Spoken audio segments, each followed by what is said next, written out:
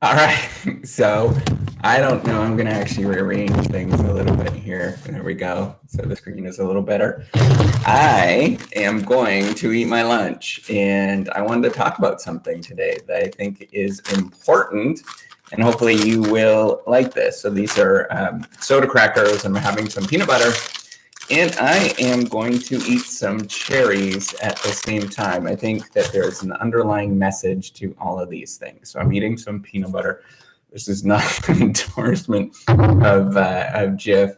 So if you don't know me, I'm Professor Dave Maslach. I'm Associate Professor of Innovation Strategy and Entrepreneurship, and I created this whole reciprocity project to give back as much as I possibly can. There's so many people that help me out that I want to pay the favor for, to help you out as much as I possibly can. So I'm going to eat some cherries and some peanut butter. I think that this is a really good analogy. So you see these things, these are cherries, right? You know, your typical cherries. And it is August, so we're getting a little late in the season, but I love them. When I was a kid, I never got a chance to eat cherries at all. There was just outside of what we can actually afford. Living in a small community, very much in northern Ontario. And I want to sort of go back towards, what we actually did instead. So my grandparents, they moved from Poland in 1935, at the end of 1934, actually, and moved from Poland, escaped Poland, the occupation, and they decided to homestead in northern Ontario. And homesteading is actually a really, really rough life. So they lived in this tiny little, it was a shack. There was, gaps to through the walls, and there was 9 kids in this shack. It was a really small building. I think it was 16 by 24. Somebody I just found out recently, which is really tiny. And there was 9 people, 9 kids, and 2 adults that were in there, and they had an extremely rough life. But how they actually survived and did, well, I guess. I mean, they weren't doing well. They're poor.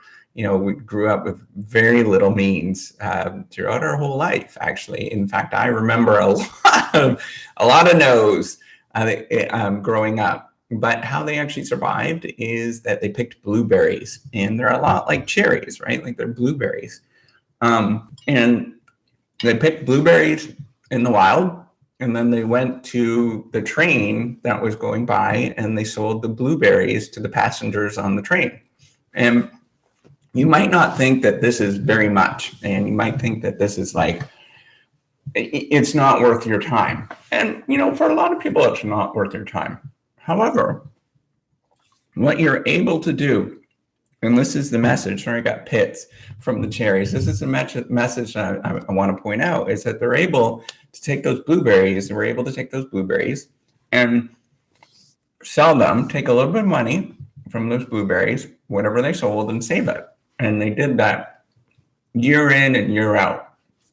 And as they grew and, they did this longer and longer,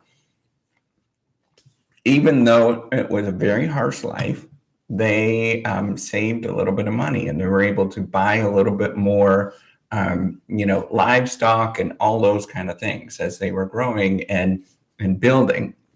Now, they never ended up being wealthy in any sort of way. My grandparents, they owned property, but, they're homesteading, so they never really had a lot. And they worked until they were like 90 years old, older than that, working out in the farm. There's rumors that, and I think I remember this, but because I was pretty young at the time, but they were all hunched over. My grandpa was very, very hunched over because he had a really bad back of working in the farm. But he was still out in the garden when he was in his 90s doing the work that he should be doing. And so this story might seem a little far-fetched or whatnot. But I actually my parents could not afford cherries growing up. I never ate cherries, and now I love them. This is the reason why I actually love them, is because what we didn't have enough. However, they taught me some really important lessons that I think I've taken with me, and they're very important for everybody. And in fact, it's sort of very prudent financial advice is to take the money that you would spend on other things, right? So that's why I'm having soda crackers and peanut butter. And I still love it to this day.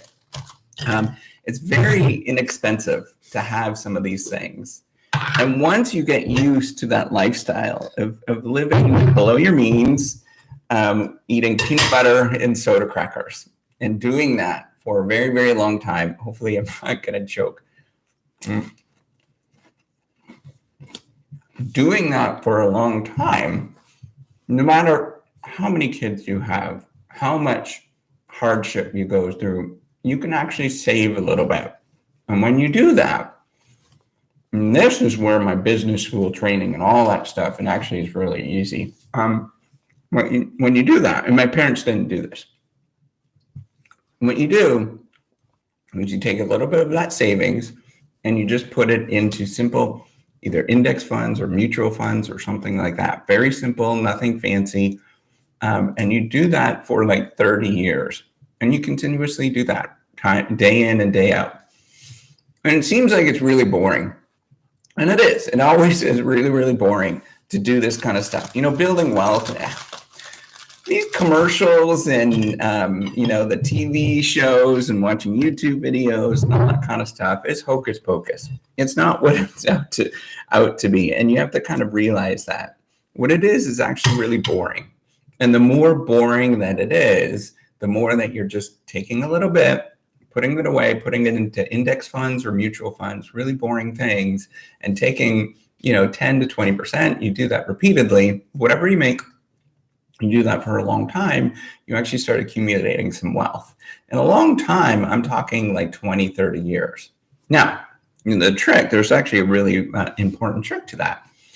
It's hard to do, right? Like a lot of us find this really, really difficult to do, but you have to be okay with eating these soda crackers and peanut butter and just, falling in love with the fact that you're eating soda crackers and peanut butter and being okay with this stuff.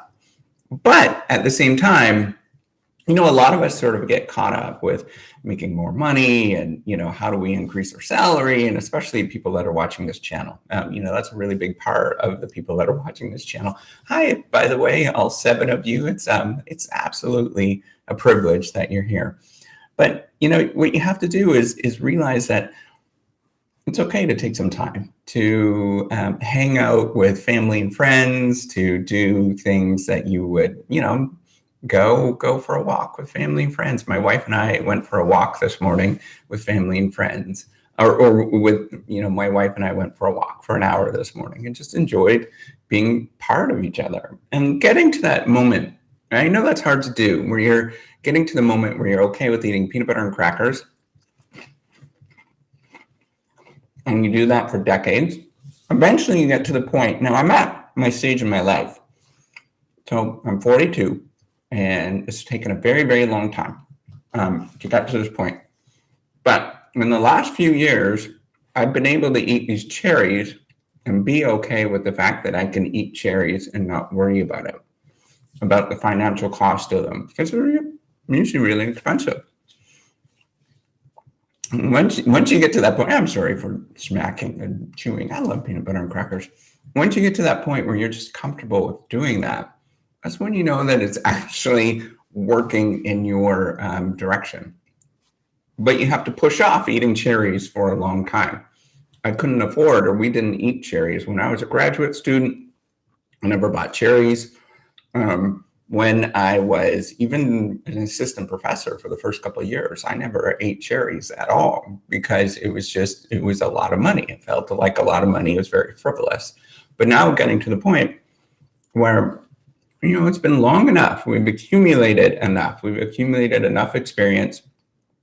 And my wife and I have saved some. I feel okay eating this without feeling like desperate in any sort of way. So now the irony is, so this is the irony with sort of building wealth and the stuff that you actually see on TV and, that sort of magical dream and stuff. That's just a load of BS.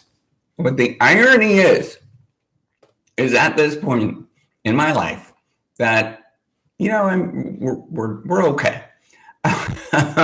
The irony is I just love my peanut butter and crackers. And I love, I love cherries as like sort of the sort of frivolous thing that I can eat. But I would still eat blueberries today. I still love them. And I would still go pick them. In fact, that would be an ideal vacation for me, is to go back home to Northern Ontario. We live in Florida. To go back home. We can't do that at this moment with the pandemic and all that kind of stuff. I would love to go back and just pick some blueberries and hang out, pick some blueberries for 4 or 5 hours, get bitten by black flies and all that kind of stuff, but then go to the beach. Which is what we used to do when we were little, because that's what my parents taught me to do. And it was a real fun experience to do this. So it's odd that we have this sort of view of wealth and what it means to be wealthy and all that kind of stuff, and having the private jets and the bling bling and all that kind of things. But really, what's the most important thing is enjoying cherries once you get to the point you can afford them, and being able to enjoy peanut butter and crackers all throughout your entire life, because I'm going to get a lot of satisfaction from this. So with that, I'm going to answer a few questions, and then I'm going to pop out because I'm going to go see some friends. All right. So Andy's, what if you graduate from school with a PhD in your early 40s and have little to no savings? Is it too late to start saving and investing? Honestly, I actually think that that's a really important question. It's never too late. And a lot of what you have to do is, and this was my own experience, everybody else is different and all that kind of stuff. But what we ended up doing is living pretty below our means. Still, even with the both of us, my wife and I work. We live below our means. We live off of one salary for years as I was a graduate student. So you could do the exact same thing and just keep doing that. In fact, we do that today. We live well below our means. We live off of basically one salary, and it hasn't changed. Now, you might be thinking, he's a professor, he's got all this money and all that kind of stuff. Yes, but this is what happens as you grow in your career. Any career. It doesn't matter what sort of area that you're living in or that you sort of work in, your salary increases. It generally does. And if you've done investing in your career and you've sort of invested in yourself, your salary is going to naturally increase anyways. And in fact, a lot of professors get very, very much underpaid compared to industry or, in the sort of bigger world.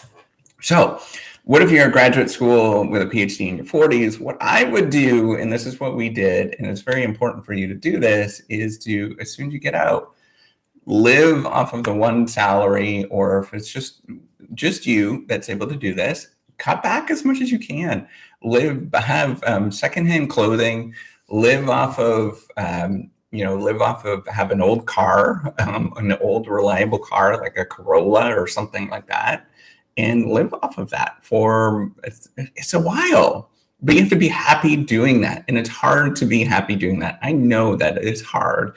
This is where the behavioral stuff comes in, and everybody gets sort of frustrated and all those kind of things. But know that there's very much a lot of work involved to doing this. And I'm not downplaying it, but you have to be comfortable with eating the peanut butter and crackers as you're doing this, and pay off your debts. We didn't really start investing. I think we started right away. However, what we probably should have done is paid off our debts quicker and got them all out of the way as quick as you can, because then you could start dedicating your income to investing and very simple investments. Don't get caught up in all of that. So what's going to happen, this is my experience, there was about 5 salespeople that came to my house or came to my office, and they were all trying to sell me and all these doodads and investment crap and all that kind of stuff. But what you need is just something really basic, and do something very simple, like an index fund or mutual fund, like a basic mutual fund, several mutual funds. And you're going to be okay as you're doing this, and have that in mind. So how do you get overseeing your peers making 3 to 5 as much as you do for half the amount of work doing your PhD? It's very difficult seeing my friends making what I could. Okay. How do you get overseeing your peers making 3 to 5? Yes. I get it. Okay. How do you get overseeing your peers making 3 to 4 times as much as you for half the amount of work when you're doing your PhD. Absolutely. And this is where I teach about, just being content with who you are, eating those peanut butter and crackers, loving the peanut butter and crackers. Once you start loving these things, then it's okay. It doesn't matter what they are doing in outside world. What you have to be happy with is eating the peanut butter and crackers. And I know that seems like, oh my God, what you're saying. It's very important for you to get okay with eating the peanut butter and crackers and being happy with it. That's it. That's really it. And it seems hard. And I get caught up all the time. Not in the salary. I don't really care about that as much. I did for when I was in graduate school. I get that total feeling. In fact, one of my good friends pulled up a brand new Corvette when I was in graduate school. And I was like, what the heck am I doing in graduate school? So it was, I get that feeling. I know exactly what you're doing and how you're feeling. But you have to be content with who you are. And know that you're doing good things, and the things that you're doing actually do matter. And it's going to take a long time before you actually get any returns from that. But you just have to know that what you're doing actually matters in this world and be content with it. Now, there's a trick. Some of you might be doing graduate school and doing it in graduate degrees that are probably not going to do as financially well as others. And I want you to be very cognizant of that before, if you're in that moment right now. I'm going to throw a couple out because I just know, like anthropology, it's hard when you get out. You don't make as much money in anthropology and you don't do as well in anthropology. However, if you're thinking about ratios and how much you're actually saving, saving and investing should not change, no matter how much money you're actually bringing in. What you have to realize, though, is being cognizant of the fact that you can pick and choose things that will actually net you to do better, right? So if you did anthropology, think about how can you do the anthropology of medical doctors, for example, and you work in a medical school, right? Like that would be important, is to think about those kind of things. So, that's all I want to talk about today. And I really just wanted to appreciate, this was me just saying thank you for following along. I appreciate everything that all of you do, and being part of this whole reciprocity project is cool. And you folks are just amazing. So if there's any more questions, I'm going to give you 30 more seconds and then I'm going to duck out because I want to finish these crackers. They're calling me. Okay. Hello, Professor. Thank you so much.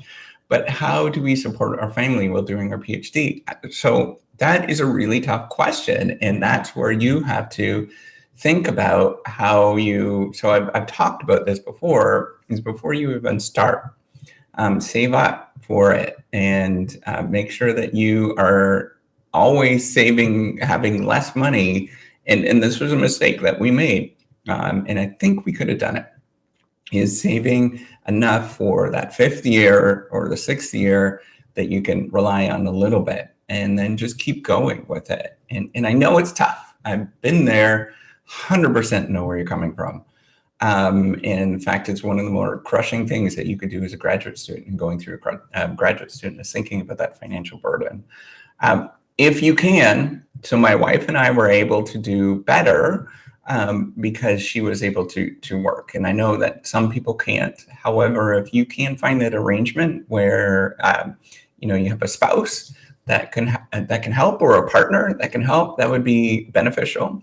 But at the same time, you just have to keep that grind and being okay with it and finding different resources available. Maybe it's your parents might help you out eventually.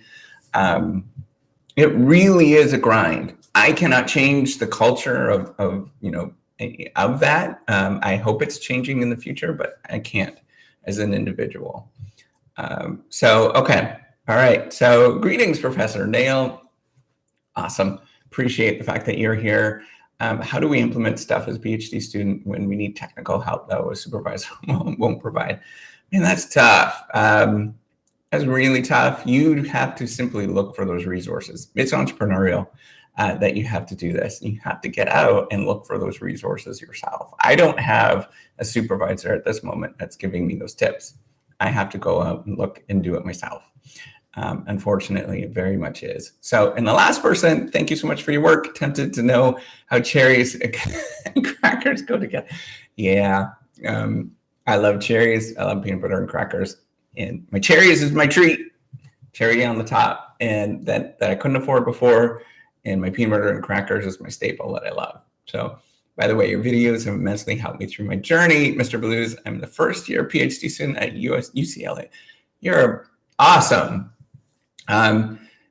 Give me a shout at one point once you become some famous professor, Mr. Blues. I'd appreciate it. And because I know you will. I think that you'll get there. So I appreciate everything.